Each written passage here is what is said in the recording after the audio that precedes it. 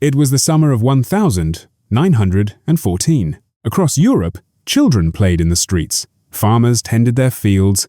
Lovers strolled through gaslit cities. The newspapers called it the Belle Époque, the beautiful era peace had held for nearly a century. And then, in 53 days, it was all gone. 6 weeks. That's how long it took for a single gunshot in a small Balkan city to ignite a catastrophe that would kill 20 million people, collapse 4 empires, and permanently shatter the world as it was known. This is not a story about one man pulling a trigger. This is the story of how the world built a bomb and called it civilization. To understand how World War I happened, you have to understand what Europe looked like in the decades before it. Picture this. The year is 1890. Germany is newly unified, powerful, ambitious, and hungry. Kaiser Wilhelm II has just fired his cautious chancellor, Otto von Bismarck, the man who had carefully kept Europe's great powers from each other's throats. With Bismarck gone, Wilhelm sets a new course. He calls it Weltpolitik, world policy. Germany deserves a place in the sun. And so Germany begins to build. Factories roar to life along the Rhine. Steel mills pump out artillery barrels by the thousands. Soldiers train in vast parade grounds from Berlin to Munich. By 1914, Germany has the most powerful standing army the world had ever seen, 2.1 million active troops, and the capacity to mobilize 4 million more within weeks. But here is the fact that kept British admirals awake at night. Germany was building a navy. In 1898, Admiral Alfred von Tirpitz launched the German Naval Laws, a systematic plan to build a fleet capable of challenging British supremacy at sea.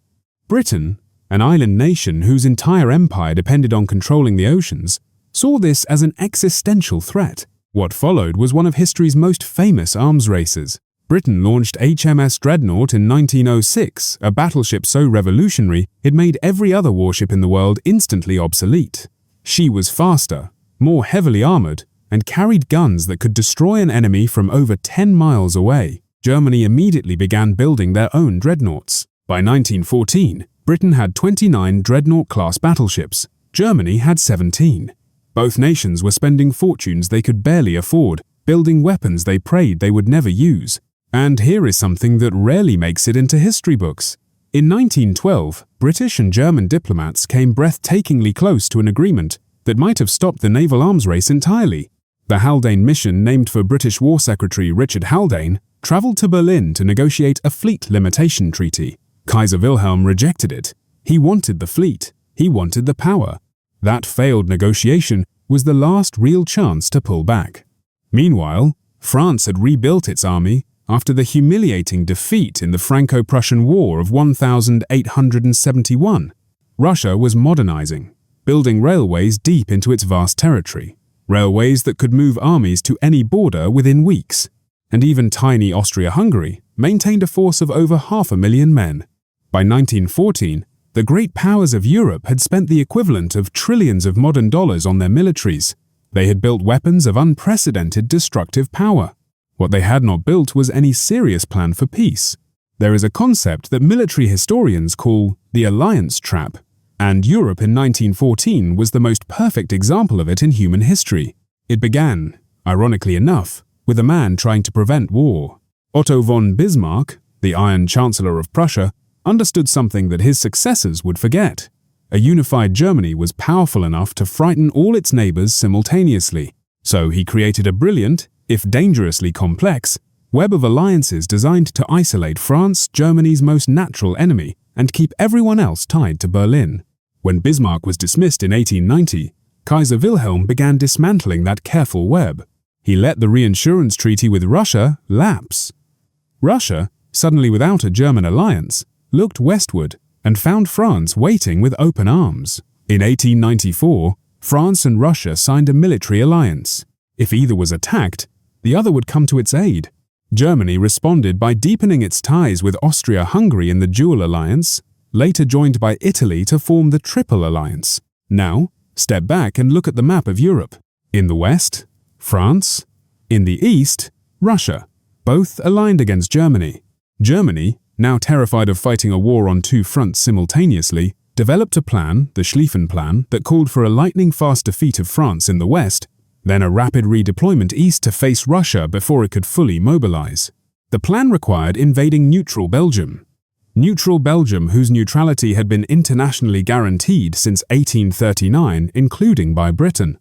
Britain, meanwhile, had been conducting secret military talks with France. In 1904, they signed the Entente Cordiale. In 1907, Russia joined, creating the Triple Entente: Britain, France, Russia. Now, Europe was divided into two armed camps, each bound by treaty to go to war if any single member was attacked. Here is the terrifying mathematics of it. A conflict between any two powers, no matter how small, had the potential to automatically trigger a continent-wide war. Military planners knew this, some politicians knew this, and yet the alliances remained because each nation believed that having powerful friends made it safer. They had created a machine with no off switch, and in a small capital city in Bosnia, someone was about to flip the lever. To understand why European nations were so psychologically primed for conflict, you must understand imperialism and the rage it quietly stoked. By 1900, the British Empire covered nearly a quarter of the Earth's surface. The French Empire stretched across much of Africa and Southeast Asia. Belgium controlled the Congo, a territory 76 times its own size. The Dutch, Portuguese, and Spanish still held substantial overseas possessions. And Germany? Despite being Europe's most powerful industrial nation, Germany had almost nothing. It was a humiliation that German nationalists never forgot. When Germany tried to assert influence in Morocco in 1905, and again in 1911, Britain and France blocked them. The Agadir crisis of 1911, when Germany sent a gunboat to the Moroccan port of Agadir, nearly triggered a European war 3 years before the actual one began. Germany was forced to back down. Again, each imperial crisis left bitter resentment. Each forced retreat felt like an insult to national honor. There was also a more practical dimension. European powers competed ferociously for raw materials, rubber, oil, coal, iron ore, that powered their industrial economies. Control of trade routes and colonial territories wasn't just a matter of prestige, it was economic survival. This competition created a psychological atmosphere across Europe, where aggression was admired and accommodation was seen as weakness. Newspapers fed their readers a diet of national glory and imperial destiny. In Britain, the idea of being the world's greatest empire was existential identity. In Germany, the hunger to achieve what Britain had was equally consuming. By 1914, every major power felt simultaneously threatened and justified in threatening others. The world's most heavily armed nations believed they had legitimate grievances and legitimate rights to use those arms. Of all the forces that drove Europe toward catastrophe, none was more explosive or more misunderstood than nationalism. In Western Europe, nationalism had already found its home in stable nation-states, France, Germany, Britain. But in the East, in the dying body of the Austro-Hungarian Empire, nationalism was a wildfire with no firebreak. The Austro-Hungarian Empire was a patchwork of over a dozen ethnic groups: Germans, Hungarians, Czechs, Slovaks, Poles, Croats, Slovenes, Romanians, Italians, and Serbs, all pressed under the rule of a creaking Habsburg dynasty. Emperor Franz Joseph was 84 years old in 1914. He had been on the throne since 1848. His empire was one of the oldest political structures in Europe and one of the most fragile. The real powder keg was the Balkans. Serbia had won significant territory in the Balkan Wars of 1912 and 1913, nearly doubling in size. Its military victories electrified Slavic peoples across the region. Serbian nationalists dreamed of a greater Serbia, a unified South Slavic state that would absorb Bosnia, Herzegovina, and other Slavic territories currently held by Austria-Hungary. To Vienna, this was an existential threat. Inside Bosnia, the province Austria had annexed in 1908. To Serbian fury, a secret organization was growing. It called itself Ujedinjenje ili Smrt, Union or Death. Outsiders knew it by a darker name, the Black Hand. The Black Hand was run by Colonel Dragutin Dimitrievich, the head of Serbian military intelligence. It recruited young Bosnian Serbs inflamed by nationalist ideology, trained them in weapons and assassination, and sent them across borders with a simple mission: unite the South Slavs by any means necessary. Here is the detail that history often glosses over.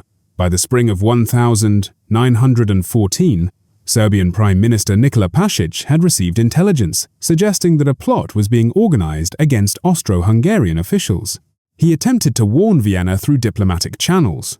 The warning was vague. Vienna didn't take it seriously. The assassins were already on their way. June 28 1914, Sarajevo, Bosnia. The date itself was a provocation chosen deliberately. It was Vidovdan, Street Vitus Day, the anniversary of the 1389 Battle of Kosovo, the most sacred day in Serbian national mythology. The day a Serbian prince had died resisting Ottoman conquest.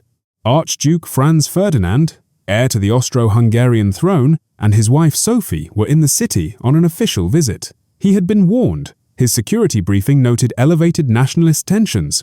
He came anyway.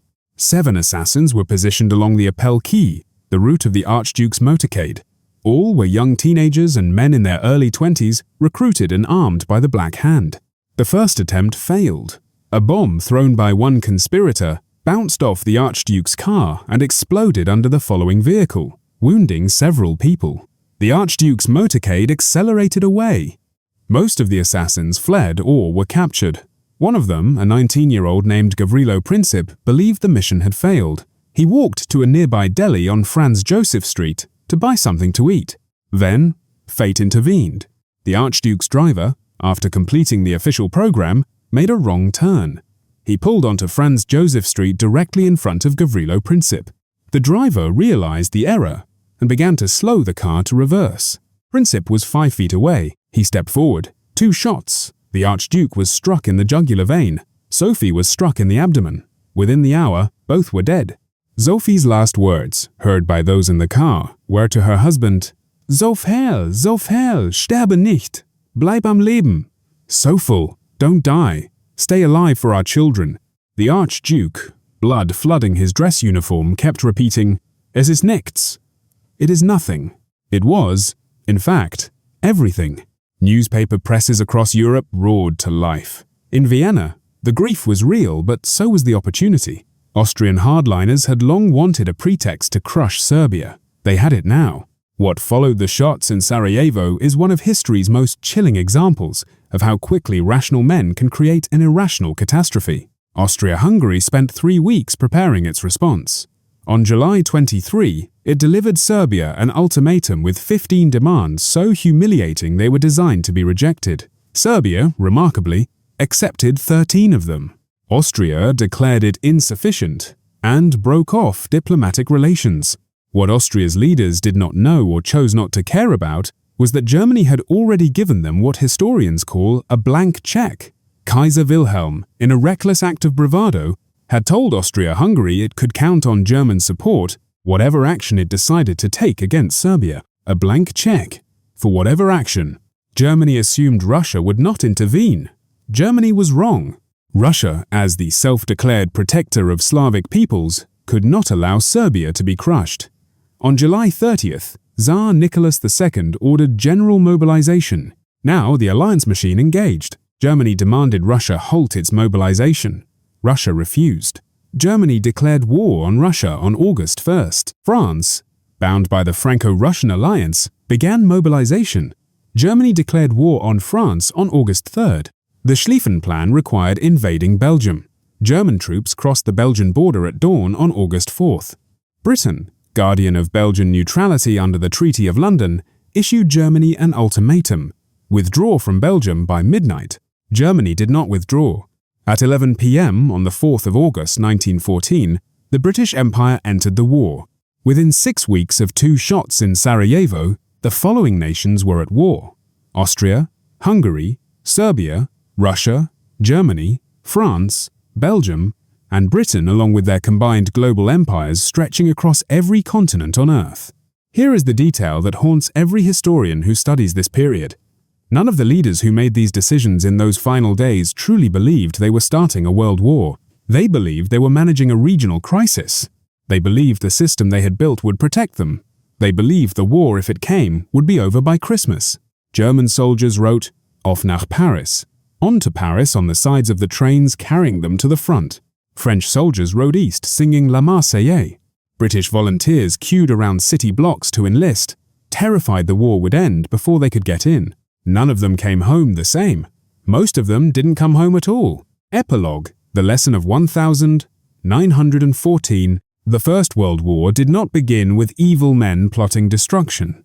It began with ordinary men, some ambitious, some frightened, some proud, some simply following orders operating within systems that had been built for power, not for peace.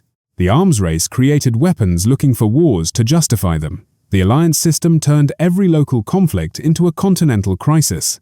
Imperialism bred resentment and zero-sum thinking. Nationalism convinced millions of people that dying for a border was noble. And in Sarajevo, history offered one wrong turn, one coincidence, one 9-year-old with a pistol, and the whole edifice came down. The historian Christopher Clark called the leaders of 1914 sleepwalkers, men who walked confidently toward the abyss, with their eyes wide open but unseeing. 4 years later, 20 million were dead. The Ottoman Empire was gone. The Russian Empire was gone. The German Empire was gone.